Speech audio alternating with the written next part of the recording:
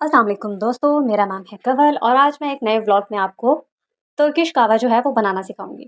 तो मैंने एक सॉस पैन लिया है, आज चूल्हा मैंने जला दिया है, इस टाइम मीडियम आंच पर है। और जैसे ही हमारे पानी में बबल्स आने लगेंगे तो मैं इसमें थोड़ी सी मतलब हाफ़ टी स्पून मैं इसमें चाय की लिप्टन येलो लेवल की पत्ती ऐड करूँगी और साथ में मैं डालूँगी हस्बे ज़ायक़ा।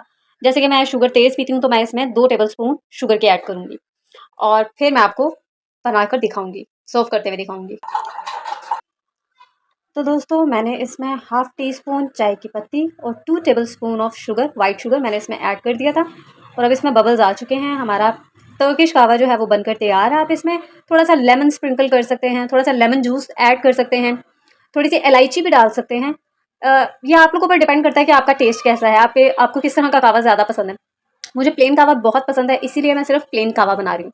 तो होपफुली आपको बहुत पसंद आएगा। मैं सर्व करते हुए आपको दिखाती हूँ।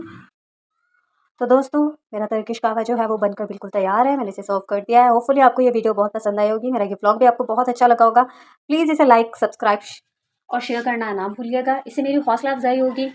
मिलते हैं नेक्स्ट वीडियो में, नेक्स्ट व्लॉग में। अपना रखिएगा बहुत सारा ख्याल। मुझे दीजिएगा इजाज़त। अल्लाह हाफ़िज़।